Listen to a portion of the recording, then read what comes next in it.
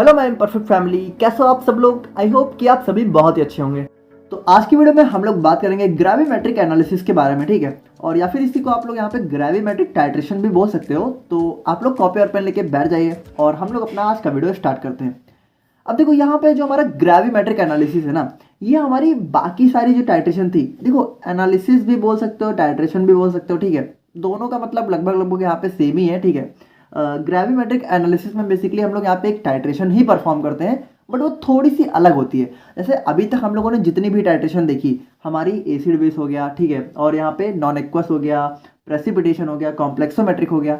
ये चारों टाइट्रेशन में हम लोग क्या कर रहे थे, हम लोग यहाँ पे कर रहे थे कि हमारे यहाँ पे देखो, हमारे यहाँ पे टाइट्रेंट था, ठीक है, हमारे यहाँ पे टाइट्रेंट था, फिर ये हमारा एनालाइट था।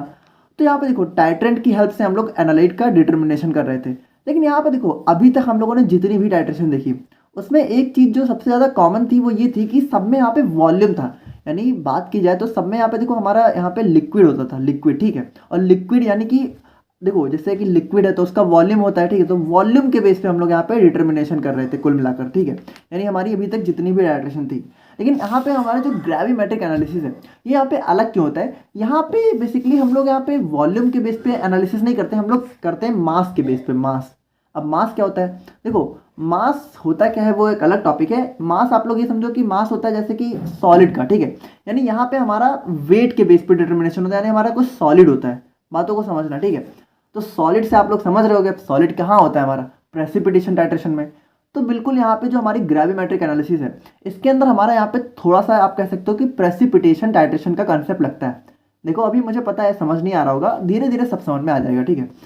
तो कुल मिलाकर आप लोग एक फंडा समझो कि यहाँ पे ये है कि हम लोग बेसिकली बात करें तो मास के बेस पे यहाँ पे हम लोग जो है अपना डिटर्मिनेशन करते हैं, ठीक है। यानी हमारी टाइट्रेशन यहाँ पे मास यानी वेट के बेस पे होती है, ठीक है। समझ गए इतना, इतना नहीं समझो तो भी समझ जाओगे, परेशान मत हो, ठीक है। तो यहाँ पर देखो सिंपली बात करें तो जो हमारा ग्रेविमेट्री वर्ड होता है, ये हमारा मास को ही रिफर करता है, ठीक है।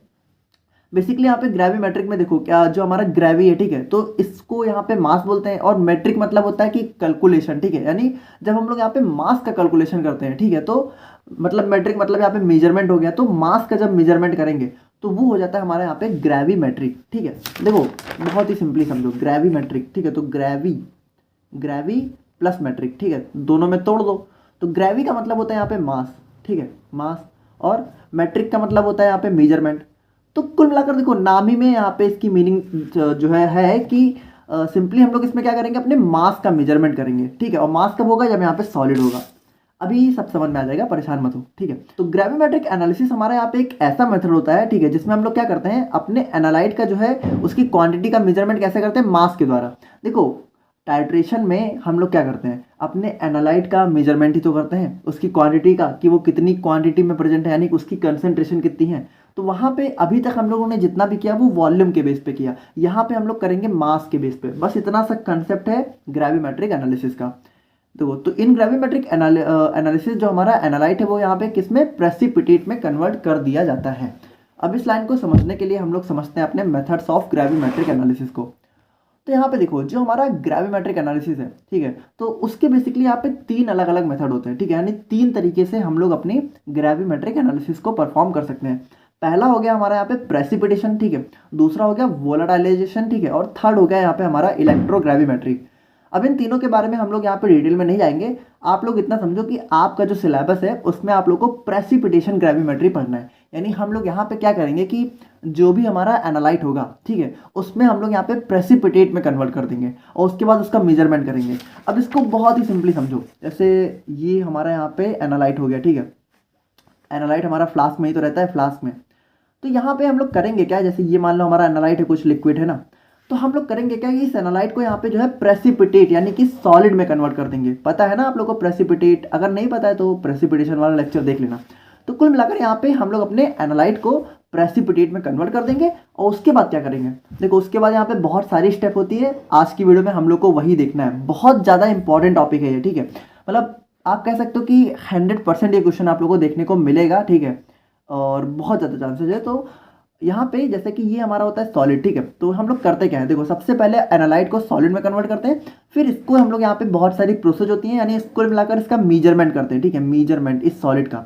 और जब मेजरमेंट करते हैं तो हमें क्वांटिटी पता चल जाती है, ठीक है। और उस तरीके से हम लोग अपनी ग्रेविमेट्रिक एनालिसिस को परफॉर्म करते हैं। अब देखो यहाँ पे इसमें हम लोग को कुछ बहुत ज़्यादा एनालिसिस वाला कंसेप्ट नहीं पढ़ना है, यहाँ पे हमारा एक मेन टॉपिक है, तो अभी हम लोग उस पर आ रहे हैं। बाकी थोड़ा सा एडवांटेज डिसएडवांटेज देख लेते हैं। तो एडवांटेज की बात करें तो यहाँ पे ग्रेविमेट्रिक एनालिसिस हमारी बहुत ज़्यादा एक्यूरेट होती है, ठीक है। और यहाँ पे मोर प्रिसाइज होती है कंपेयर टू वॉल्यूमेट्रिक एनालिसिस। तो यहाँ पे देखो क्या है ना कि अभी तक हम लोगों ने जितनी भी टाइट्रेशन देखी वो हमारी वॉल्यूमेट्रिक एनालिसिस का पार्ट था, लेकिन अब हम लोग पढ़ रहे हैं ग्रेविमेट्रिक एनालिसिस। तो ग्रेविमेट्री में होता है मास और वॉल्यूमेट्री में होता है वॉल्यूम, बस इतना सा डिफरेंस है हमारे ग्रेविमेट्रिक और वॉल्यूमेट्रिक में। और यहाँ पे देखो ये हमारा ना एक एब्सोल्यूट मेथड होता है, ठीक है, जिसमें हम लोग क्या करते हैं डायरेक्ट मेजरमेंट करते हैं, यानी इसमें हमारा कोई ऐसा तीम झाम नहीं है, ठीक है। और यहाँ पे देखो लेस चांसेज ऑफ मिस्टेक, यानी गलती होने के ज़्यादा चांसेस नहीं रहते हैं। अब इसको समझो आप लोग, जैसे वॉल्यूमेट्रिक एनालिसिस है तो जैसे लिक्विड है तो अब कहीं मान लो एक बूंद का इधर उधर हो गया, ठीक है, तो हमारी कैलकुलेशन में थोड़ी बहुत एरर आ जाती है, गड़बड़ी आ जाती है। लेकिन यहाँ पे चूंकि सॉलिड है और हम लोग डायरेक्ट उसका मास मेजर कर रहे हैं तो यहाँ पे गलती के ज़्यादा चांसेस नहीं होते हैं, ठीक है। और यहाँ पे जो है ये हमारे टेम्परेचर से भी इफेक्ट नहीं होता है। अब इसके डिसएडवांटेज की बात करें तो देखो यहाँ पे डिसएडवांटेज में क्या है कि ये थोड़ा सा जो है ज़्यादा टाइम कंज्यूमिंग है, ठीक है, यानी इसको परफॉर्म करने में थोड़ा सा टाइम वगैरह ज़्यादा लग जाता है। और उसके बाद यहाँ पे इसको बहुत ज़्यादा केयरफुली परफॉर्म करना चाहिए। अब देखो वैसे तो इसमें गलती वगैरह के चांसेस नहीं है, ठीक है, लेकिन अगर आप लोगों ने गलती की, ठीक है, तो देखो लिक्विड में तो एक दो बूंद का डिफरेंस होता है, लेकिन यहाँ पे अगर गलती हुई तो बहुत बड़ी गलती हो जाती है, ठीक है। तो थोड़ा सा हम लोग को इसको यहाँ पे केयरफुली परफॉर्म करना पड़ता है। और उसके बाद जो भी यहाँ पे ग्लासवेयर वगैरह, यानी जो हमारा जैसे आप कह सकते हो टाइटर है, वो हमारा फ्लास्क है, ठीक है, और हमारा यहाँ पे मतलब जो भी है, ठीक है, ब्यूरेट बीकर वगैरह, तो उसको यहाँ पे बहुत अच्छे से क्लीन वगैरह करके रखना चाहिए। तो अब हम लोग यहाँ पे बात करते हैं अपने आज की वीडियो के सबसे मेन टॉपिक के बारे में, ठीक है, steps involve in gravimetric analysis. अब देखो इसको आप लोगों को बहुत अच्छे से पढ़ना है और बिल्कुल नहीं छोड़ना है, बहुत ज़्यादा इंपॉर्टेंट टॉपिक है। देखो एनालिसिस में क्या है कि यहाँ पे लॉन्ग आंसर ज़्यादा है ही नहीं, ठीक है, यहाँ पे कुछ स्पेसिफिक लॉन्ग आंसर है, उसी में से यहाँ पे क्वेश्चन आप लोगों को देखने को मिलेगा। तो यहाँ पे बहुत ज़्यादा चांस है कि अगर 10 नंबर में नहीं तो 7 नंबर में क्वेश्चन आप लोग को जरूर देखने को मिलेगा, ठीक है। तो अगर हम लोग यहाँ पे सिंपली बात करें तो यहाँ पे देखो जो हमारी ग्रेविमेट्रिक एनालिसिस है तो उसमें जो हमारा एस्टिमेशन होता है, यानी हमारा जो भी एनालिसिस का कैलकुलेशन होता है, तो उसमें बहुत सारी चीज़ें इन्वॉल्व होती हैं। तो जैसे पहले होता है हमारे यहाँ पे सैम्पलिंग होता है, ठीक है, फिर प्रिपरेशन होता है, फिर precipitation, digestion, filtering, washing, drawing, weighing, calculation. तो देखो यहाँ पे इन सब के बारे में हम लोग थोड़ा सा डिटेल में भी देखेंगे, बट हम लोग यहाँ पे समझ लेते हैं, थोड़ा सा एक ओवरव्यू देख लेते हैं कि आखिर होने क्या वाला है। तो देखो सबसे पहले बात करते हैं सैम्पलिंग के बारे में। तो देखो सैम्पलिंग में क्या होगा, सैम्पलिंग में ये होगा कि जैसे कि मान लो हमारा कोई भी केमिकल है जिसके बारे में हमें पता लगाना है, तो सबसे पहले हम लोग क्या करेंगे, सबसे पहले हम लोग उसका सैंपल लेंगे, ठीक है। सैंपल क्या होता है कि उसका थोड़ा सा अमाउंट लेंगे जितना हमें पता लगाना है, ठीक है। तो हम लोगों ने क्या किया, थोड़ा सा सैंपल लिया, ठीक है। अब उसके बाद देखो क्या है, प्रिपरेशन ऑफ सोल्यूशन। अब हम लोग क्या करेंगे, इस सैंपल को उठा के अपने जो है वाटर या फिर जिस भी लिक्विड में हमारा ये मिक्स होने वाला होगा, ठीक है। तो जैसे कि हमारा यहाँ पे लिक्विड है, ठीक है, जो भी है वाटर हो, ज़्यादातर केस में वाटर होता है, ठीक है, मगर मान लो वाटर नहीं है तो कुछ और। तो हम लोग क्या करेंगे, अब इस सैंपल को उठा के इस वाटर में मिक्स कर देंगे और उसके बाद क्या करेंगे, इसको अच्छे से मिक्स करके अपना एनालाइट का सोल्यूशन तैयार कर लेंगे। देखो इसको हम लोग यहाँ पे एनालाइट को तैयार कर रहे हैं, ठीक है, एनालाइट। और उसके बाद यहाँ पे क्या है, उसके बाद है यहाँ पे प्रेसिपिटेशन। अब देखो प्रेसिपिटेशन में होगा क्या, हम लोग एक्चुअली करते क्या है, देखो वैसे नॉर्मल प्रेसिपिटेशन टाइट्रेशन में तो जो है अपने आप प्रेसिपिटेशन होती है, लेकिन जो हमारी ग्रेविमेट्रिक एनालिसिस है तो उसमें जरूरी नहीं है कि हर बार अपने आप हो। अगर अपने आप हो रही है तो कोई दिक्कत नहीं है, लेकिन अगर अपने आप नहीं हो रही है, ठीक है, तो हम लोग क्या करते हैं, हम लोग जो हमारा ये एनालाइट जो हमारा तैयार हुआ है, ठीक है, ये जैसे मान लो ये हमारा फ्लास्क है, ठीक है, तो एनालाइट जो हमारा तैयार हुआ है इसके अंदर हम लोग यहाँ पे कुछ एजेंट मिक्स कर देते हैं, एजेंट्स। अब ये एजेंट्स क्या होते हैं, बेसिकली इसको हम लोग बोलते हैं प्रेसिपिटेटिंग एजेंट, प्रेसिपिटेटिंग एजेंट। तो देखो ये करते क्या है, ये करते हैं कि इसके जो हमारा एनालाइट है ना, इसको यहाँ पे प्रेसिपिटेट के फॉर्म में कन्वर्ट कर देते हैं। मतलब अगर ये नहीं भी होने वाला है तब भी यहाँ पे इनके अंदर कुछ ऐसी क्वालिटी होती है कि इसको यहाँ पे ये जो है प्रेसिपिटेट यानी कि सॉलिड में कन्वर्ट कर देते हैं। अब उसके बाद देखो क्या है, उसके बाद है डाइजेशन, या फिर इसी को हम लोग यहाँ पे ओस्टवाल्ड राइपनिंग के नाम से भी जानते हैं। तो डाइजेशन में होता क्या है, देखो हम लोगों ने क्या किया, हम लोगों ने ये सारी चीज़ें मिक्स करी, ठीक है। अब मान लो जो हमारा एनालाइट है, ठीक है, वो हमारा अच्छे से मिक्स नहीं हुआ, ठीक है, या फिर जो हमारा प्रेसिपिटेशन है वो अच्छे से नहीं हो पाया, तो हम लोग इसको थोड़ा सा, आप कह सकते हो कि थोड़ा सा इसको हम लोग यहाँ पे गर्म करते हैं, ठीक है, जैसे कि थोड़ा सा इसको फ्लेम यानी आँच पे रख के हम लोग थोड़ा सा गर्म कर लेते हैं, थोड़ा सा, ज़्यादा नहीं, ठीक है। तो ये हो गया हमारा डाइजेशन। अब उसके बाद हमारा आता है फिल्ट्रेशन। अब देखो, अब हम लोगों ने क्या किया, हम लोगों ने अपना जो भी हमारा एनालाइट था, ठीक है, उसको यहाँ पे प्रेसिपिटेट के फॉर्म में कन्वर्ट कर लिया। अब हम लोग क्या करेंगे, हम लोग इसको फिल्टर कर देंगे। जैसे कि मान लो हमारी कोई फिल्टर पेपर या फिर छन्नी मान लो, ठीक है, जैसे हमारी कोई छन्नी है, ठीक है, ऐसे इसमें पोर है, हम लोगों ने क्या किया, अपने सोल्यूशन को इसमें डाला। देखो ऐसी छन्नी नहीं होती है चाय वाली, वहाँ पे मतलब अलग टाइप के फिल्टर पेपर वगैरह होते हैं, मतलब आप लोग थोड़ा समझने के लिए मान लो। अब हम लोग क्या करेंगे, इस सॉल्यूशन को इसमें डालेंगे और उसके बाद जो हमारा यहाँ पे देखो प्रेसिपिटेट होगा, जो भी सॉलिड पार्टिकल होगा वो हमारी छन्नी के ऊपर रह जाएगा, हमारे फिल्ट्रेशन मतलब हमारा फिल्टर पेपर के, ठीक है। और जो यहाँ पे लिक्विड वाला पोर्शन होगा वो यहाँ पे नीचे बह जाएगा, है ना, यानी नीचे जो भी हम लोग लगाएंगे वो नीचे चला जाएगा, सॉलिड हमारा ऊपर बच जाएगा। और यही हमारे काम का है। देखो ग्रेविमेट्रिक एनालिसिस में हम लोग क्या करते हैं, सॉलिड के वेट का डिटर्मिनेशन करते हैं। यहाँ पे देखो, यहाँ पे हमारा लिक्विड काम का नहीं, यहाँ पे हमारा सॉलिड काम का है, तो हम लोग इसको छान के अलग कर लेंगे, ठीक है। तो फिल्ट्रेशन के बाद हम लोग क्या करेंगे, वॉशिंग। अब वॉशिंग में क्या है, देखो हम लोगों ने क्या किया, अब ये हमारा सॉलिड हमें मिल गया, ठीक है, हम लोगों ने इसको छान के अलग कर दिया। अब इसको ना, जैसे कि देखो ये हमारा प्रेसिपिटेट है, अब इसमें कुछ गड़बड़ी भी हो सकती है, मतलब गड़बड़ी नहीं, मतलब इसमें जैसे कुछ इम्प्योरिटी हो सकती है, ठीक है। जैसे कि मान लो इसमें कुछ गंदगी वगैरह इम्प्योरिटी है जो अच्छी नहीं है, जो हमारे काम की नहीं है, तो हम लोग इसको थोड़ा सा वॉश कर लेते हैं, ठीक है। मतलब जनरली वाटर से ही करते हैं, और अगर वाटर सुटेबल नहीं है तो कुछ और भी लिक्विड यूज कर लेते हैं। तो वॉश करने से होता क्या है, देखो ऊपर ऊपर से वॉश करते हैं तो जैसे जो भी इम्प्योरिटी वगैरह है, ठीक है, इसके अंदर, ठीक है, तो वो यहाँ पे साफ हो जाती है, ठीक है, दूर चली जाती है।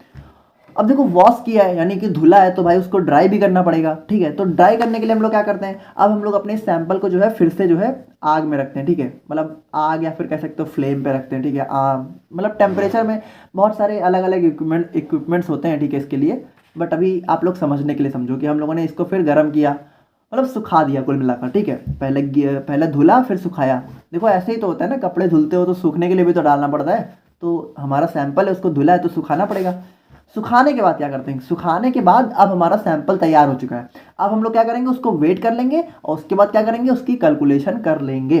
तो ये हमारा एक ओवरव्यू है steps involve in gravimetric analysis का। अब इसी को हम लोग यहाँ पे थोड़ा सा जो है मतलब देख लेते हैं कि एग्जाम में आप लोग को कैसे कैसे लिख के आना है।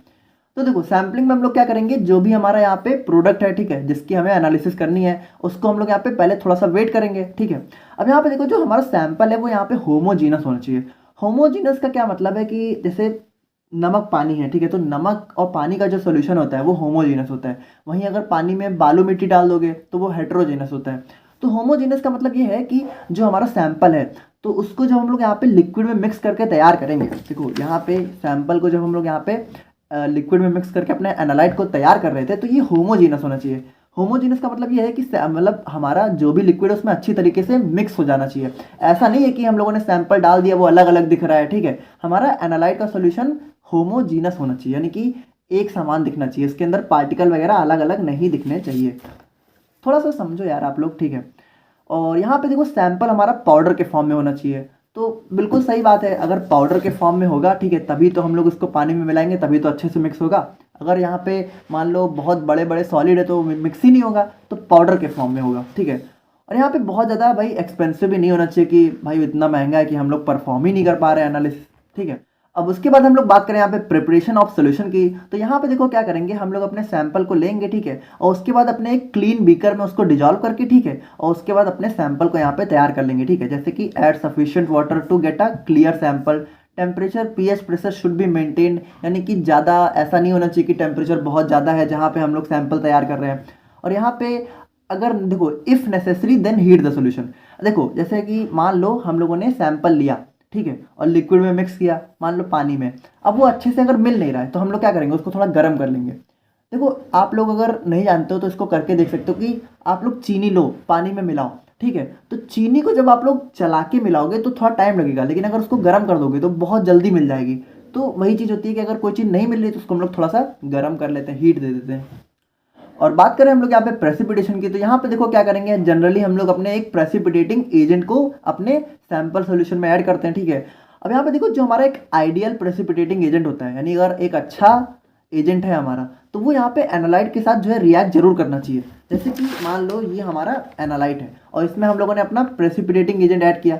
अब अगर इसके साथ वो रिएक्ट ही नहीं कर रहा है तो हमारा प्रेसिपिटेट में कन्वर्ट ही नहीं होगा, ठीक है, तो रिएक्ट करना चाहिए, ठीक है। और प्रेसिपिटेशन हमारा जो है जनरली एक रेजिस्टेंस ग्लास बीकर में परफॉर्म की जाती है, यानी कि देखो जैसे कि ये जो हमारा जो भी हमारा यहाँ बीकर है, तो ये थोड़ा सा रेजिस्टेंस होना चाहिए, यानी कि थोड़ा सा मजबूत होना चाहिए। ऐसा नहीं है कि ये बहुत हल्का सा है, मान लो इसके अंदर कोई रिएक्शन वगैरह हुई तो टूट गया, ठीक है, मतलब अच्छा होना चाहिए, समझ रहे हो बात को। और यहाँ पे देखो ये वाला पॉइंट बहुत इंपॉर्टेंट है, the completeness of precipitation is checked by adding a few drops of precipitating agent on the side of weaker wall, ठीक है। तो यहाँ पे क्या बोल रहे हैं कि जैसे कि हम लोगों ने अपने प्रेसिपिटेटिंग एजेंट को डाला और हमारा एनालाइट यहाँ पे प्रेसिपिटेट में कन्वर्ट हो गया, जितना भी एनालाइट था। अब यहाँ पे देखो हम लोग ये कैसे पता करेंगे कि हमारा सारा एनालाइट यहाँ पे प्रेसिपिटेट में कन्वर्ट हो चुका है। तो हम लोग क्या करेंगे, हम लोग जैसे कि हम लोगों ने डाला एक सफिशिएंट अमाउंट और हमारा काम बन गया। अब हम लोग क्या करेंगे कि चेक करने के लिए थोड़ा सा प्रेसिपिटेटिंग एजेंट यहाँ पे साइड से डालेंगे। अब मगर हम लोगों ने डाला, ठीक है, और अगर मान लो यहाँ पे आने के बाद जो है इसने दोबारा से फिर से प्रेसिपिटेट फॉर्म किया, तो इसका मतलब क्या है, इसका मतलब ये है कि अभी भी बीकर के अंदर थोड़े से यहाँ पे एनालाइट के जो है सैंपल बच गए थे, ठीक है, यानी अभी भी प्रेसिपिटेट और ज़्यादा कन्वर्ट हो सकते हैं। और अगर कुछ नहीं हुआ तो यानी कि हमारा प्रेसिपिटेशन जो है कंप्लीट हो चुका है। और डाइजेशन की बात करें तो जैसा कि मैंने आप लोग को बताया कि डाइजेशन को सबसे पहले हम लोग यहाँ पे ओस्टवॉल रैपनिंग भी कहते हैं। अब इसमें हम लोग क्या करते हैं, the precipitate is left hot for 30 minutes to 1 hour, ठीक है, यानी कि इसमें हम लोग जो है हमारा जो प्रेसिपिटेट तैयार हुआ है उसको हम लोग थोड़ा सा गर्म करने के लिए छोड़ देते हैं 30 मिनट से लेके 1 घंटे तक, ठीक है। अब digestion involves dissolution of small particles, यानी कि इसमें होता क्या है कि जैसे कि मान लो कोई छोटे छोटे पार्टिकल्स हैं, ठीक है, जो कि प्रेसिपिटेट में नहीं कन्वर्ट हो पाया, तो वो यहाँ पे जुड़ के जो है हमारे प्रेसिपिटेट में फिर से कन्वर्ट हो जाते हैं, यानी कि उनका अच्छे से प्रेसिपिटेशन हो जाता है। अब यहाँ पे जो हमारी डाइजेशन प्रोसेस है वो हमारी यहाँ पे कोलाइडल पार्टिकल के केस में बहुत ज़्यादा हेल्पफुल है। अब देखो इस लाइन को आप लोग एज इट इज याद कर लो, क्योंकि कोलाइडल पार्टिकल्स का एक अलग कंसेप्ट है, तो उसमें हम लोग नहीं जाएंगे। और डाइजेशन की बात करें तो यहाँ पे देखो ये हमारी जो है समटाइम्स हमारी पोस्ट प्रेसिपिटेशन की प्रॉब्लम को इंक्रीज कर देती है, मतलब ज़्यादातर ही कर देती है। अब पोस्ट प्रेसिपिटेशन क्या होता है तो इसको हम लोग अपने नेक्स्ट लेक्चर में देखेंगे, तो वहाँ पे आप लोग को चीज़ें समझ में आ जाएंगी। और फिल्ट्रेशन की बात करें तो यहाँ पे देखो ये हमारा जो है एक बहुत ही ज़्यादा इंपॉर्टेंट स्टेप होता है। इसमें हम लोग क्या करते हैं, प्रेसिपिटेट को अपने एनालाइट सॉल्यूशन से सेपरेट कर लेते हैं, ठीक है। और यहाँ पे देखो बहुत अलग अलग टाइप के फिल्टर मीडिया हमारे इस प्रोसेस में यूज किए जाते हैं। फिल्टर मीडिया का सिंपल मतलब यही है कि हमारे जैसे फिल्टर पेपर हो गया, ठीक है, छन्नी वगैरह कह सकते हो। तो हमारे जो बहुत अलग अलग टाइप के डिफरेंट हमारे फिल्टर मीडिया हैं जो कि हमारी ग्रेविमेट्रिक एनालिसिस में यूज किए जाते हैं। तो जैसे हमारा फिल्टर पेपर हो गया, फिल्टर पल्प हो गया और फिल्टर मैट्स, तो ये सारी चीज़ें हमारे फिल्टर पेपर मतलब हमारे फिल्ट्रेशन में हमारे जो है प्रेसिपिटेट को एनालाइट से अलग करने के लिए यूज की जाती हैं, ठीक है। अब देखो हमारा यहाँ पे प्रेसिपिटेशन हो गया, ठीक है, फिल्ट्रेशन हो गया, सब कुछ हो गया। अब हम लोग क्या करेंगे, वॉशिंग, ठीक है। After filtering the precipitate the impurities at the surface of the precipitate can be removed by washing the precipitate, ठीक है, यानी अगर कोई इम्प्योरिटी वगैरह है तो उसको हम लोग यहाँ पे रिमूव कर सकते हैं। One should be very careful not to use too much water during washing because part of precipitate may lost, यानी कि देखो हम लोग वॉशिंग कर रहे हैं तो बहुत ज़्यादा वाटर नहीं यूज करना चाहिए, यानी बहुत ज़्यादा और बहुत तेज़, वरना हमारा अगर प्रेसिपिटेट ही लॉस्ट हो गया, यानी कि जैसे ये हमारा प्रेसिपिटेट है, ठीक है, ये हमारा प्रेसिपिटेट है और इसमें कोई इम्प्योरिटी है, हम लोग उसको धुल के साफ़ कर रहे हैं, लेकिन अगर बहुत ज़्यादा यूज़ किया तो ये भी प्रेसिपिटेट भी साफ़ हो जाएगा ना, आधा हो जाएगा, कम हो जाएगा, तो वो तो हमारा नुकसानदायक हो जाएगा, हमारा कैलकुलेशन ही गड़बड़ हो जाएगी। तो बहुत ज़्यादा नहीं यूज़ करना चाहिए। और यहाँ पे देखो water is not suitable for many precipitate as washing solution, यानी कई सारे हमारे पास ऐसे प्रेसिपिटेट होते हैं जहाँ पे हम लोग वाटर को यूज़ नहीं कर सकते, वो वाटर से रिएक्शन वगैरह कर जाता है। तो उस केस में हम लोग यहाँ पे जैसे जो सुटेबल होता है, जैसे कि डाइल्यूट नाइट्रिक एसिड हो गया, अमोनियम नाइट्रेट हो गया, तो इन सबको हम लोग यहाँ पे वॉशिंग सोल्यूशन की तरह यूज कर सकते हैं। और उसके बाद हम लोग यहाँ पे बात करें ड्राइंग और इग्निशन की, तो देखो यहाँ पे क्या है कि धुलने के बाद हम लोग उसको सुखाएंगे, तो सुखाने के लिए दो प्रोसेस होती हैं, पहला होता है ड्राइंग और दूसरा होता है यहाँ पे इग्निशन, ठीक है। तो देखो इन दोनों में बेसिक डिफरेंस होता क्या है अभी हम लोग देखते हैं। The main purpose of drying और ignition is to convert the precipitate in a constant composition, जैसे कि हमारा जो प्रेसिपिटेट है वो जब धुला गया है तो थोड़ा सा गीला है, तो हम लोग उसको ड्राई करके ना थोड़ा सा कांस्टेंट, यानी कि आप कह सकते हो कि एक परफेक्ट मास बना लेते हैं कि हाँ इतना है हमारा, ठीक है। और उसके बाद हम लोग क्या करेंगे, हम लोग इसको थोड़ा मतलब इसमें हम लोग क्या करते हैं, थोड़ा सा हीट करते हैं, ठीक है, तो टू रिमूव द वाटर, यानी जो भी वाटर वगैरह है हमारे प्रेसिपिटेट के अंदर। अब यहाँ पे देखो जो हमारा ड्राइंग और इग्निशन है, इन दोनों में डिफरेंस क्या होता है, जैसे कि कुछ कुछ प्रेसिपिटेट ऐसे होते हैं जिसमें बहुत थोड़ा सा वाटर है, तो उसके लिए हम लोग यूज करते हैं ड्राइंग। और अगर इसमें बहुत ज़्यादा वाटर है, ठीक है, अलग ही नहीं हो रहा है, या फिर कोई अलग सोल्यूशन है जो कि मतलब जल्दी से यहाँ पे सूख नहीं रहा, तो उसके लिए हम लोग यूज करते हैं इग्निशन। तो ड्राइंग क्या होता है, ड्राइंग में हम लोग यहाँ पे टेम्परेचर को 250 डिग्री सेल्सियस के नीचे ही रखते हैं, और इग्निशन में क्या होता है, इसमें जो हमारा टेम्परेचर है वो 250 डिग्री सेल्सियस के अबव और 1200 के नीचे होता है, यानी बहुत ज़्यादा टेम्परेचर हो जाता है इसमें। अब यहाँ पे देखो, ड्राइंग और ignition is depend upon the nature of precipitate, यानी हमारा जो प्रेसिपिटेट है वो किस नेचर का है, उसी पे यहाँ पे ड्राइंग या फिर इग्निशन डिपेंड करता है कि हम लोग उसको ड्राई करेंगे या फिर इग्नाइट करेंगे। कुल मिलाकर यहाँ पे हम लोग थोड़ा सा हीट का यूज करते हैं, बस इतना समझो, ठीक है। और बात करें हम लोग यहाँ पे फाइनली अपने लास्ट स्टेप की, तो इसमें हम लोग क्या करेंगे, अब देखो हमारा वॉशिंग हो गया, ड्राइंग हो गया, अब हम लोग क्या करेंगे, after drying the precipitate is then cold at room temperature and weighed accurately on the analytical balance, ठीक है। यानी ड्राई करने के बाद हम लोग उसको यहाँ पे कूल ठंडा कर लेंगे। देखो ड्राइंग हम लोग यहाँ पे गर्म करके करते हैं, तो हमारा प्रेसिपिटेट गर्म हो जाता है ना, तो उसको ठंडा करना भी जरूरी है। तो सबसे पहले उसको ठंडा करते हैं रूम टेम्परेचर पे, यानी उसके लिए कोई स्पेशल एसी वगैरह नहीं लगाते, ठीक है। जैसे रख देते हैं, धीरे धीरे अपने आप ठंडा हो जाता है।